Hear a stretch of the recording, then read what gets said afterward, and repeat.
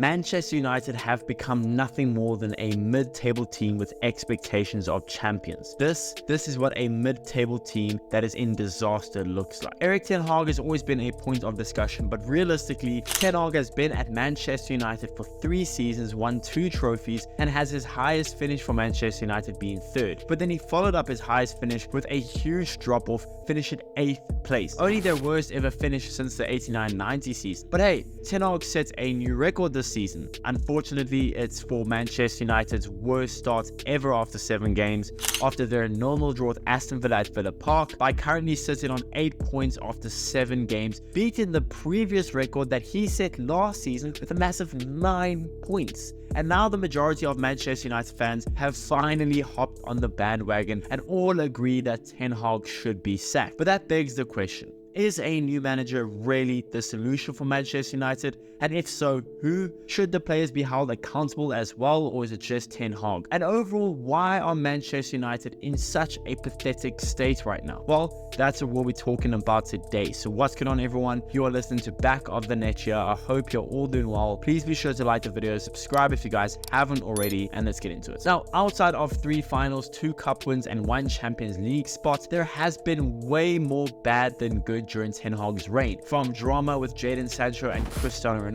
to spending a disgusting amount of money on players that really aren't even bench quality for Manchester United, like Anthony, to an 8th place finish, to taking players off that are clearly on form and are impacting the game. The tactical style has clearly not worked, but he still sticks with it. Yes, there has been some good under Erik Ten Hag. I mean, winning 2 trophies is winning 2 trophies regardless, but I think it's fair to say that there has been far more bad than good. Now, every Ten Hag supporter, if there are even still ones out there, well, they use the Mikel Arteta example and they say Rome wasn't built in a day. But here's the thing, Arteta came into an Arsenal club that had been dreadful since Wenger left. His first summer was during the pandemic. Like, I could go on about how Erik Ten Hag and Mikel Arteta aren't really in the same situation. It is very different in my eyes. And even then, under Arteta, Arsenal still always finished with a higher points tally than the season prior. But under Erik Ten Hag, well, he's done the opposite. Arteta built up Arsenal step by step. Ten Hag is like taking 2 steps forward and then jumping off a cliff. Let's face it,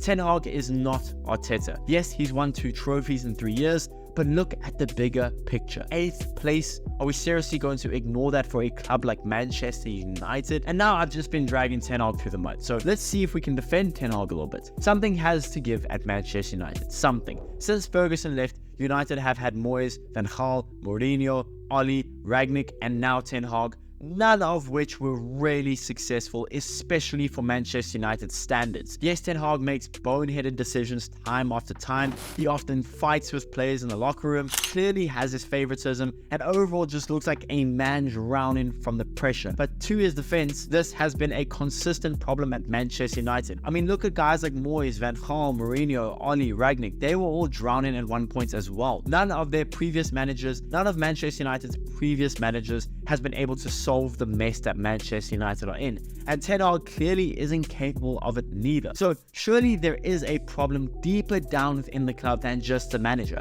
And I know everyone will say it's the Glazers. The Glazers are the issue. And while I'm not saying I don't agree, to their credit, in the past 3 seasons under Erik Ten Hag, Manchester United have a net spend of almost €500 million in the transfer market in 3 seasons. So while the Glazers are honestly a disgraceful ownership group, I think the problem may lie even deeper than that. Where the problem really is, honestly, I cannot tell you. But chopping and changing managers, buying big name players just because, and spending boatloads of money every season is not a good way to build a good winning culture. Now, I did touch on this earlier, but Manchester United's start to this season has been shockingly bad. They started off the season with a 1-0 win over Fulham, a game where, let's be honest, Manchester United didn't really play well. They weren't bad, but they weren't really good. And the 3 points and a late debut goal for Joshua Zirkzee made everyone think Manchester United mean business this season. But then after that, they went on to lose their next 2 games, including seeing a disgustingly shocking 3-0 loss to Liverpool in Old Trafford. They followed that up with a 3-0 win over Southampton and a 7-0 win over Barnsley. So they said, okay, you know what, we lost 2 games, but we've bounced back really well against the huge likes of Southampton and Barnsley. And United fans were happy and hyped again. But since that,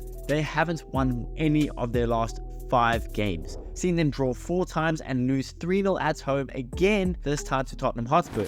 A 3-0 loss at Old Trafford in a derby. It's not just bad, it's embarrassing. But to do it twice in the space of 1 month, it's disgraceful. Manchester United, after 7 Premier League games, have scored just 5 goals, making them joint second lowest in the league, with only recently promoted Southampton scoring less goals than Manchester United. They currently sit 14th in the table heading into the second international break of the year, and have won just 1 Premier League game in their last 5. Now, to Manchester United's credit, they have the second highest amount of clean sheets throughout 7 games with 4, so their defense isn't necessarily horrible. They've only conceded 8 goals in 7 games, which I know it sounds like I'm making fun of them, but that's pretty decent. And another thing to consider is that despite only scoring 5 goals, which is the second worst in the league, Manchester United have created 10.55 XG, which is the 5th highest in the league, showing that Manchester United have actually created enough chances to be a lot higher in the table than they currently are. But due to horrible finishing, seeing guys like Xerxes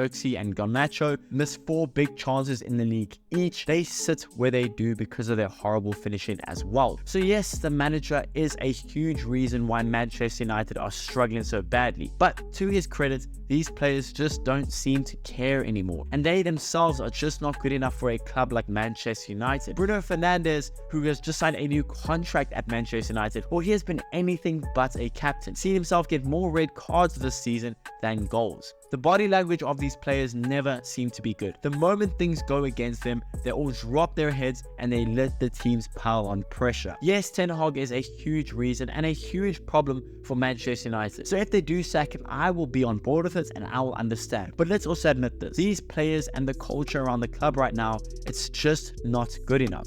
So yeah, sack Ten Hag if you want. But until Manchester United fix its core problems, their next manager is just walking into the same mess. Manchester United right now are pathetic.